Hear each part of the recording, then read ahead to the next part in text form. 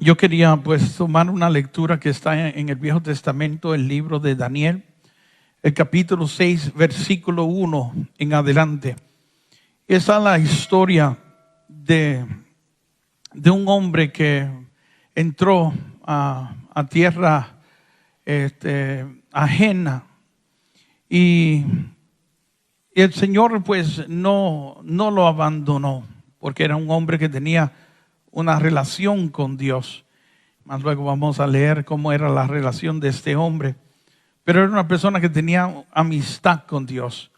Y cuando tú tienes una relación con Dios, cuando tú tienes amistad con este Dios, pues este Dios cuida de los suyos. Amén. Las promesas de Dios son verdaderas. Yo siempre digo a las personas que es importante que nosotros conozcamos las promesas de Dios. ¿Cuántos saben que hay más de 30,000 promesas en la Biblia? Promesas hechas por Dios para nuestro bien. Mira esto, no para el bien de Él, sino para nuestro bien. Amén. Y lo grande de esas promesas es que Dios ha dado poder a su palabra para que su palabra cumpla estas promesas. Amén. Entonces, no hay nada más seguro que la palabra de Dios y estas promesas pues no tienen otro remedio que manifestarse en la vida de cada uno de nosotros. Escucha lo que dice el profeta Isaías, capítulo 55, versículo 11. Dice así: así es toda palabra que sale de la boca de Dios, no retorna o regresa a él vacía, sin primero hacer prosperar en todo lo que le ha enviado a hacer. ¿Qué es lo que quiere decir el profeta Isaías? Que toda palabra que sale de la boca de Dios no tiene otro remedio que cumplirse en todo aquello que Él le envió a hacer. Amén. Entonces, pues hay que entender cómo es la palabra de Dios. Pues todo lo que nosotros llamamos mundo, si vas al Viejo Testamento, todo fue creado con palabras, ¿verdad? Y dijo Dios y se hizo. Hágase y se formó, ¿verdad? Se hizo. Y así es que toda palabra que sale de la boca de Dios tiene poder para crear. Entonces hay 30,000 promesas hechas por Dios para nosotros, para el bien nuestro. Y ninguna de estas promesas pueden regresar a Él sin que primero se cumplan. Claro, estas promesas todas tienen condiciones. Amén. Y para que nos alcancen estas promesas, pues nosotros tenemos que estar cumpliendo con nuestra parte también. Y cuando hablamos de nuestra parte es de cumplir con la voluntad de Dios. Amén. No podemos pretender, ¿verdad?, que estas promesas se manifiesten en cualquier persona, porque no es así. Estas promesas pues tienen condiciones. Y por ejemplo, si tú vas al libro de Crónicas, el libro de Crónicas dice así: cuando te humilles, cuando busques el rostro de Dios, cuando ores y te conviertas de tus malos caminos, dicen, entonces yo escucharé tu voz desde el cielo y sanaré tu tierra. Amén. Esa palabra entonces significa que hay condiciones para que Dios incluso escuche mi oración.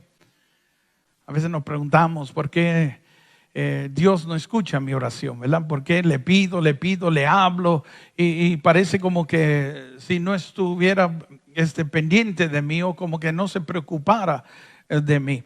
Sin embargo, la Biblia pues nos dice que Dios se preocupa por nosotros. Dice que Dios se interesa por nosotros. Amén. Que Dios cuida de nosotros.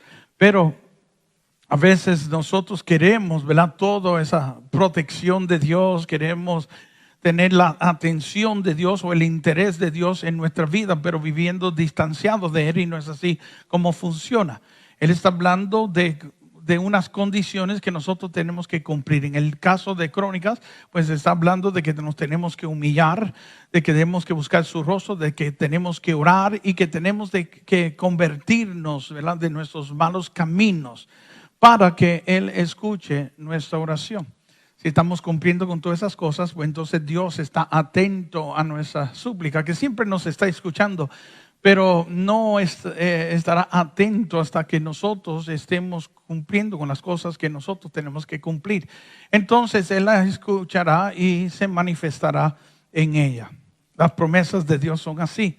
Por ejemplo, el libro de Deuteronomio nos dice que cuando guardemos, ¿verdad?, todos sus mandatos que Él prescribe hoy y los cumplamos, los pongamos en práctica, si nunca se aparta de nosotros la palabra de Dios y la cumplimos, pues Él hará descender bendiciones sobre nosotros. Dice así, Deuteronomio 28, dice: guarda mis mandatos y estatutos, y sobre ti vendrán estas bendiciones y te alcanzarán. Es bonito como se expresa, porque no está diciendo y pedirás a Dios por estas cosas. No, está diciendo que bendiciones vendrán sobre nosotros automáticamente si nosotros estamos cumpliendo con lo que Él pide que nosotros cumplamos, que es su voluntad, sus mandatos, sus estatutos, todo lo que Él prescribe. En Éxodo también dice así: guarda mis mandatos y estatutos y yo alejaré de ti toda enfermedad, porque yo soy Yahvé tu sanador. Habla de nuevo ahí de nosotros cumplir con ciertas cosas, y al cumplir ciertas cosas, pues Él pues empieza a cumplir con las cosas que Él promete para cada uno de nosotros. Si cumplimos, ¿verdad?, su bendición, si cumplimos su voluntad, las bendiciones de Dios nos alcanzarán. Si lees el Deuteronomio, el versículo 1 en adelante, habla de que pues los cielos se abrirán, que Dios va a bendecir todos nuestros caminos, que seremos benditos en nuestra entrada como bendito en nuestra salida, que todo lo que tu mano toque será prosperado, que tus hijos serán bienaventurados, serán bendecidos, que Dios te va a proteger de todos tus enemigos, que Dios va a alejar de ti toda peste. Dios promete bendecirnos si nosotros estamos cumpliendo con su voluntad. Entonces yo siempre digo que el secreto aquí es que tú y yo tengamos una relación con Dios. A veces solo buscamos a Dios cuando tenemos algún problema o cuando tenemos alguna necesidad. Y debemos estar preparados, ¿verdad?, siempre para que cuando nos llegue ese día malo, pues ya incluso Dios esté ahí obrando por nosotros, ¿verdad? Esté ahí defendiéndonos, esté ahí haciendo en nuestras vidas. Y debemos, ¿verdad?, tener esa relación con Dios para que cuando nos llegue esos momentos, Dios esté ahí con nosotros para ayudarnos. A veces solo es cuando tenemos el problema que entonces invocamos a Dios en nuestra vida, y no es así como funciona. El secreto está en que nosotros tengamos una relación con este Dios. Esta historia de este hombre llamado Daniel es la historia de un hombre que tenía una relación con Dios. Era un hombre que pues acostumbraba a orar 3 veces al día, se dirigía a Dios, era un hombre honrado, un hombre que pues nadie tenía pues nada mal que decir de él, porque era un hombre recto, y este era un hombre que cumplía con los mandatos de Dios. Pues este hombre, aunque era extranjero en esta tierra, Dios lo fue bendiciendo, lo fue haciendo prosperar, y prosperó tanto que llegó a formar parte de los gobernantes de esta región. Y de esos gobernantes, pues el rey Darío escoge a 3 personas para que se encargaran de todos los asuntos de su reinado. Y una de estas 3 personas, ¿verdad?, que tenían autoridad sobre los demás gobernantes, una de esas personas era Darío. Y Darío sobresalía sobre estos otros 2 que estaban con él, sobresalía. Y era muy estimado por este rey, y el rey incluso quería ascenderlo, ¿verdad?, para que él se encargara de todo el reinado. Y bueno, pues esto es la palabra de Dios entrando en acción. Dios siendo fiel a todo lo que Él promete cuando nosotros pues tenemos una relación con Él. Este hombre, aunque era extranjero, aunque era pues desconocido, Dios lo levanta, Dios lo hace prosperar en todas las cosas. Muchos de nosotros pues hemos llegado también, ¿verdad?, desde muy de lugares muy distantes, de otras naciones, y hemos llegado aquí, ¿verdad? Y todos pues con ese sueño, ¿verdad?, crecer, prosperar, de ayudar a nuestras familias. Y bueno, pues este país ofrece pues esas oportunidades a las personas.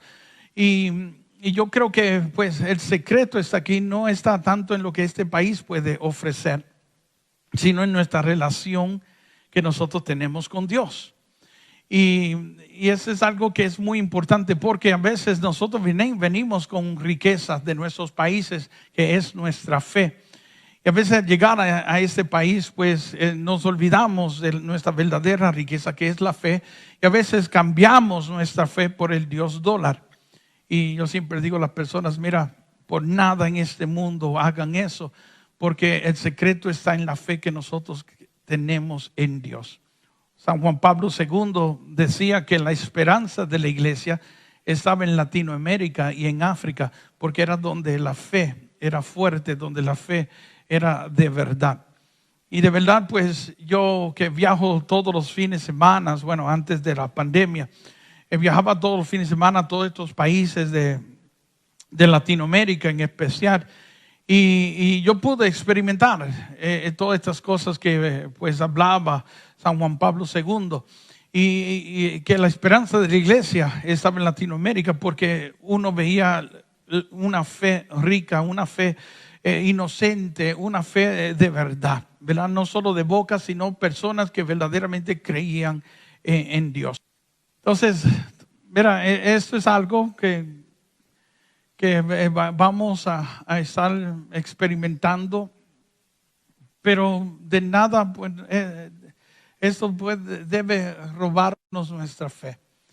Y debemos nosotros, pues, más que nunca tener nuestra mirada en Dios.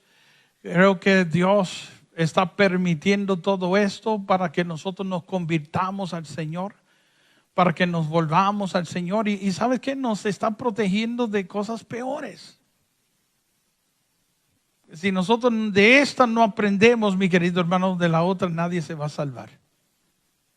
Y Dios nos está hablando a todos, y nos está mostrando de que sin Dios nosotros no podemos vivir.